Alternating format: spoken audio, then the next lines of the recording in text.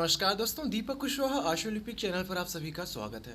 और आज की इस वीडियो में बात करूंगा अपने उत्तर प्रदेश में समूह का से लेकर के घा तक जितने भी सरकारी पद हैं और इन पदों पर पिछड़ी जाति के जितने भी कर्मचारी कार्यरत हैं, तो इन सभी का आंकड़ा जुटाया जा रहा है। क्यों जुटाया जा रहा है ये आगे बताऊँगा। दूसरी खबर ये कि बिजली विभाग से बाबुओं की बम्पर भर्ती के लिए आवेदन शुरू हो चुका है। तीसरी खबर ये कि इलाहाबाद उच्च न्यायालय से नई भर्तियां कब तक आएंगी। समूह ग और ये घा की, समूह ग में वही कनिष्ठ सहायक आशुलिपिक का पद हो गया और समूह घा में आपका वही चालक हो गया, चपरासी वगैरह तमाम तरीके के पद होते हैं। तो इसके बारे में कि कब तक भर्ती आएगी। और चौथी खबर ये कि न्यायालय से ये जो आपकी अपर निजी सचिव भर्ती आई हुई थी, जिसका कभी 2-3 दिन पहले परिणाम भी जारी हुआ है, तो अब इसमें इसके अगले चरण की परीक्षा मतलब कि आशुलिपिक कौशल परीक्षा कब तक होगी, चाहे वो हिंदी शॉर्ट हैंड वाले और फिर इंग्लिश, सभी के लिए। ठीक, तो इन सभी पर बात करूंगा। तो वीडियो को आप लोग पूरी ज़रूर देखिए। और जिन लोगों ने अभी तक चैनल को सब्सक्राइब नहीं किया है, तो पहले ऐसे सभी लोग चैनल को सब्सक्राइब भी ज़रूर कर लें, काहे से कि ज़्यादा ज़रूरी है। ठीक, तो पहली खबर पे बात करूं तो वो ये है कि समूह का से लेकर के घा तक के जितने भी सरकारी कर्मचारी या फिर अधिकारी कार्यरत हैं अभी वर्तमान में अपने उत्तर प्रदेश सरकार में, तो ऐसे सभी लोग मतलब कि जो कि इसमें पिछड़ी जाति के लोग हैं, केवल पिछड़ी जाति की बात कर रहा हूँ। ठीक है, तो इन सभी का आंकड़ा जुटाया जा रहा है। वो किस लिए, तो इसको लेकर के देखिए खबर छपी है कि सरकारी नौकरियों में ओबीसी आंकड़े क्यों जुटा रही योगी सरकार। क्या 2024 से पहले एसपी बीएसपी को घेरने का बड़ा प्लान। फिर आगे है कि यूपी में आरक्षण बड़ा मुद्दा है, ऐसे में योगी आदित्यनाथ सरकार समूह का से समूह घा तक। अच्छा, समूह का से घा तक समझ लिए, तो का में आपका जो भी ग्रेड पे 5400 की नौकरियां हैं, उसके ऊपर तो कितना भी चला जाए कोई दिक्कत नहीं, लेकिन शुरुआती बात कर रहा हूँ जो 5400 ग्रेड पे का पद है ये आपका समूह का में आएगा। ठीक है ना। फिर उसके बाद जैसे 4800 ग्रेड पे हो गया, 4600, 4200, 2800 हो गया, 2400 हो गया, 2019, 1900, 1800, ऐसे करते करते ये समूह घात मतलब कि समूह घा का जो आखिरी सबसे पद है वो है आपका ये 1800 ग्रेड पे। ठीक, ये हो गया। तो ये समूह का से लेकर घा तक के पदों में ओबीसी की उपजातियों की स्थिति का आकलन करा रही है। सवाल उठ रहा है कि आखिर इसके पीछे क्या मतलब रणनीति है इनकी। ठीक, तो यही है कि योगी आदित्यनाथ सरकार पिछले 10 वर्षों में सरकारी नौकरियों में पिछड़ा वर्ग आरक्षण में ओबीसी प्रतिनिधित्व का आकलन कराने जा रही है। इसके तहत यूपी सरकार की नौकरियों में ओबीसी की 79 उपजातियों के हिसाब से कर्मचारियों की गिनती की जाएगी। अब सवाल उठ रहे हैं कि क्या भाजपा सरकार 2024 के लोकसभा चुनाव से पहले ओबीसी आरक्षण को 3 हिस्से में बांटकर सपा और बसपा की घेराबंदी के प्लान पर काम कर रही है, या फिर इसके पीछे कोई दूसरी रणनीति है इनकी। आगे फिर देखिए लिखा है कि योगी सरकार के निर्देश के मुताबिक अगले कुछ दिनों में विभागवार समूह का से लेकर के समूह घा तक के कुल पदों व नियुक्त कार्मिकों का ब्यौरा एकत्र करने का अभियान चलेगा। इसके लिए सभी विभागों के अपर मुख्य सचिवों को शासन ने पत्र भेजकर ब्यौरा मांगा है। इसके तहत पदों का विवरण संवर्गवार होगा देना होगा। इसके बाद स्वीकृत पद, भरे गए पद मतलब कि जितने पद स्वीकृत हैं, सृजित हैं और जितने पद भरे गए हैं ओबीसी के लिए तय पद, ओबीसी से भरे गए पद, समान श्रेणी में चयनित ओबीसी की संख्या, कुल भरे गए पदों के मुकाबले ओबीसी का प्रतिशत आदि की पूरी जानकारी देनी होगी। फिर है इसी के साथ आरक्षण कोटा पूरा हुआ है या नहीं यह भी बताना है। इसके अलावा पहली बार समूह का से समूह घा तक के पदों में ओबीसी की उपजातियों की स्थिति भी बतानी है। अन्य पिछड़ा वर्ग की करीब 79 उपजातियां इसमें शामिल की गई हैं। जनवरी 2010 से मार्च 2020 तक विभिन्न विभागों में की गई कुल नियुक्तियों में चयनित अभ्यर्थियों का जातिवार विवरण सार्वजनिक उद्यम ब्यूरो ने सभी विभागों के अपर मुख्य सचिवों से मांगा है। इस संबंध में 83 विभागों में से 40 के अधिकारियों की एक बैठक 23 अगस्त को और बाकी विभागों के अधिकारियों की बैठक 24 अगस्त को बुलाई गई है। फिर यह है कि किस जाति को ज़्यादा और किसे कम लाभ मिला है, इसकी भी जानकारी इकट्ठा करेंगे। योगी आदित्यनाथ सरकार के इस नए निर्देश से उत्तर प्रदेश की सरकारी नौकरियों में ओबीसी जातियों की स्थिति का पता चलेगा। किस जाति को आरक्षण का ज़्यादा लाभ मिला है और किसे कम, ये बातें सार्वजनिक हो जाएंगी। जिन 10 वर्षों का आंकड़ा मांगा गया है उसमें 2 साल सुश्री बहन मायावती की अगुवाई वाली बीएसपी और 5 साल अखिलेश यादव की अगुवाई वाली सपा ने शासन किया है। योगी आदित्यनाथ सरकार के भी 3 साल इसमें शामिल हैं। 3 साल अपना पूरा बताना चाहिए इनको। फिर लिखा है कि मंडल कमीशन का फ़ायदा किसे। माना जाता है कि मंडल कमीशन की सिफारिशों के जरिए लागू किए गए 27% ओबीसी आरक्षण का यूपी में सबसे अधिक फ़ायदा कुछ ही जातियों को मिला है। ओबीसी की कई जातियां इस आरक्षण का ज़्यादा फ़ायदा नहीं उठा सकीं। आगे और भी चर्चा है कि जब भी ओबीसी का जिक्र आता है तो पिछड़ा वर्ग, अति पिछड़ा वर्ग और अत्यंत पिछड़ा वर्ग की बातें की जाती हैं। कहा जाता है कि सामाजिक, सांस्कृतिक, आर्थिक और राजनीतिक रूप से पिछड़ा वर्ग सबल हो चुके हैं, और जबकि अति पिछड़ी जातियों के मुकाबले इन सभी स्तरों पर कमज़ोर हैं। इसी तरह अत्यंत पिछड़ी जातियां बहुत कमज़ोर हैं। चर्चा है कि भाजपा की रणनीति ओबीसी आरक्षण को 3 हिस्से में बांटने के अपने पुराने एजेंडे को लागू करने की है। ओबीसी आरक्षण के आकलन के लिए योगी सरकार द्वारा जस्टिस राघवेंद्र सिंह की अगुवाई में बनी कमेटी अपनी रिपोर्ट सौंप चुकी है। बताया जा रहा है कि इस कमेटी ने भी ओबीसी आरक्षण को 3 हिस्सों में बांटने की सिफारिश की है। यदि 27% ओबीसी आरक्षण को 3 हिस्से में बांटा जाता है तो इसका लाभ उन जातियों को मिल सकता है जो आरक्षण के दायरे में रहते हुए भी अभी तक भरपूर फ़ायदा नहीं उठा सकी। वहीं अपेक्षाकृत सबल मानी जाने वाली जातियों को भी झटका लग सकता है। जाहिर है इस मामले में किसी भी कदम के सियासी परिणाम होंगे। तो खैर ये बात हो गई आपकी। अच्छा, इसके लिए ये भी है कि सरल नहीं है रहा। उत्तर प्रदेश में यादव वर्ग को जहां समाजवादी पार्टी का मजबूत वोट बैंक माना जाता है, तो वहीं चौरसिया, कुशवाहा, जाट, सोनार और कुर्मी वोटर पिछले कुछ चुनावों से भाजपा और उसके सहयोगी दलों के साथ देते रहे हैं। सबल हो चुकी ओबीसी जातियों के बीच भी पिछले कुछ वर्षों से भाजपा का एक मजबूत आधार बन चुका है।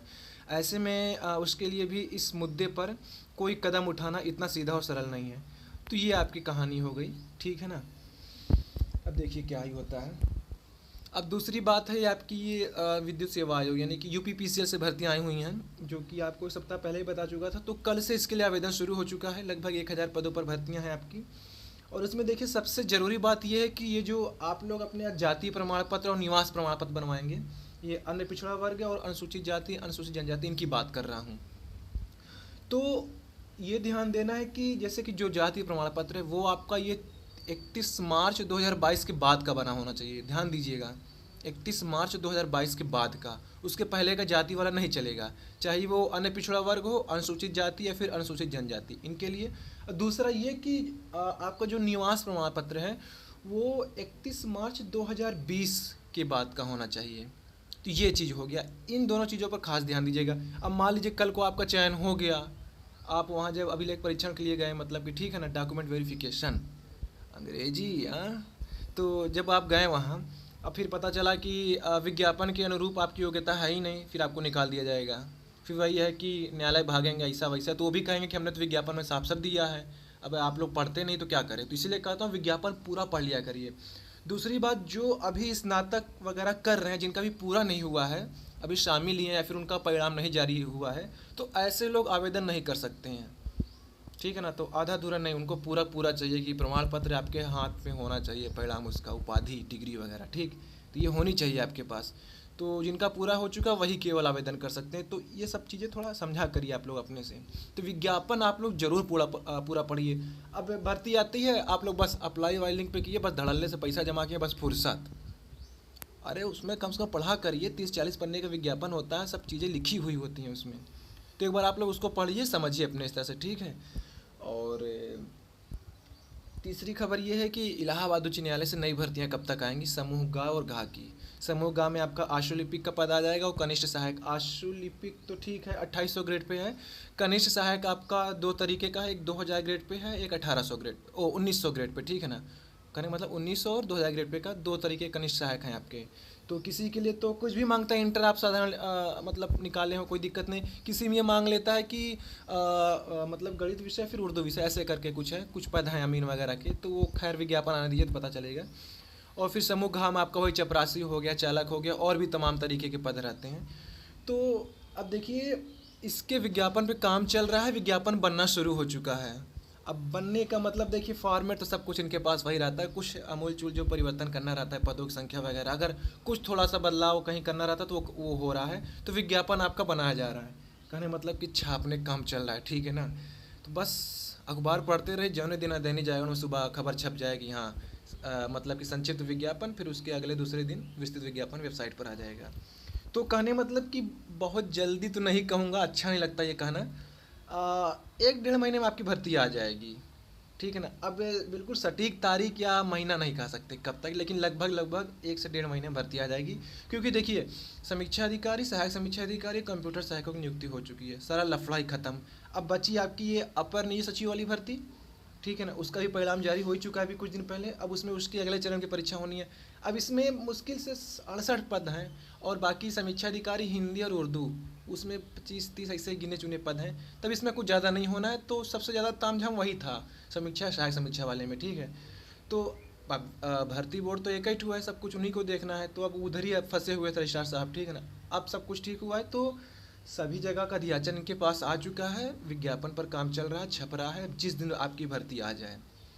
3-4 से ज़्यादा ही पद है आपका, और 500-600 तकरीबन आपका ये आशुलिपिक का पद है। फिर बाकी जितना भी बच रहा है उसमें आपका कनिष्ठ सहायक हो गया, फिर समूह घा की भर्ती हो गई, वही चालक, और आपका ये चपरासी वगैरह और तमाम तरीके के, तो ये हो गया। 3-3.5 हज़ार ऐसे करके कुछ भर्ती है, आना तो और चाहिए, लेकिन अब एक ही बार में सब दे देंगे तो यही लोग समझ रहे हैं ना यार। तो यही है, 1 से 1.5 महीने में आपकी भर्ती आ जाएगी। अच्छा, एक चीज़ है, आप लोग ट्रिपल सी कर लीजिए, मौका मस्त है अभी तक तो आपके पास है समय, क्योंकि जब तक ये आएगी भर्ती तो 1 आध महीना आवेदन लेंगे, तब तक आपका वो हो जाएगा, पूरा प्रमाण पत्र आपके हाथ में आ जाएगा। तो ट्रिपल सी ले लीजिए। बाकी अब समकक्ष में ठीक है, क्या माने क्या ना मांगे वो एक अलग वो रहता है, लेकिन कर लेंगे ट्रिपल सी तो सही ही रहेगा, ठीक। तो आप लोग ट्रिपल सी ज़रूर कर लीजिए। तो ये चीज़ होगी। दूसरी बात ये कि न्यायालय से ही जो आपकी ये अपर न्याय सचिव वाली भर्ती आई थी, हिंदी और अंग्रेजी, तो इसमें अगले चरण की इसकी परीक्षा कब होगी, तो 1 महीने के अंदर सब रफा दफा हो जाएगा। हिंदी वालों में 33 ऐसे कुछ लड़के हैं, अंग्रेजी वालों में उनकी संख्या कुछ ज़्यादा है, 300 के ऐसे कुछ है, ऐसे कुछ होगी। तो वो और बाकी ये समीक्षा अधिकारी हिंदी और उर्दू सब निपट जाएंगे, 1 महीने से ज़्यादा समय नहीं लगेगा, ठीक है ना। और आप लोगों के लिए जो श्रुतलेख है हिंदी वालों के लिए, तो वो मैं अपने एपीएस दीपक कुशवाहा वाले चैनल पर दे रहा हूँ कल से, अभी आपको आज 2 ठो दे दूंगा, और तो उससे लिखिए बाकायदा, बिल्कुल मस्त होकर के। ज़्यादा परेशान होने की जरूरत नहीं है, क्योंकि उनको इंसानों को लेना है, ठीक है ना, मशीन को लेना नहीं है कि इतना कठिन बोल देंगे लिख नहीं पाएंगे। तो लिखते रहिए अपना, बस ये कोशिश करिए कि गलती कम रहे, गलती कम से कम हो, टाइपिंग फॉन्ट वही इन स्क्रिप्ट है, बस एकदम धड़ल्ले से पीटे रहिए, हो गया। सबसे मस्त नौकरी, इससे भौकाल कुछ नहीं है। एपीएस से ज़्यादा भौकाल तो कुछ है ही नहीं, चाहिए आपका आर ओ यार कोई भी हो, एपीएस के आगे सब फीके हैं। एकदम ठेठ कह रहा हूँ कि एपीएस के आगे सब सारे के सारे फीके हैं। जितने भी पद हैं निचले, R O, A R O, steno, junior assistant, तो सब कुछ भी नहीं उसके आगे। ये सब मैं तुलना की बात कर रहा हूँ, ठीक है ना। बाकी नौकरी तो सभी अच्छी है, जो नहीं है किसी के पास तो कुछ मिल जाए, सही है। तो ये चीज़ है। तो ठीक है, चारों चीज़ आपको बता दिया हूँ। तो आज की इस वीडियो में बस इतना ही था। पूरी वीडियो देखने के लिए धन्यवाद। जय बजरंगबली।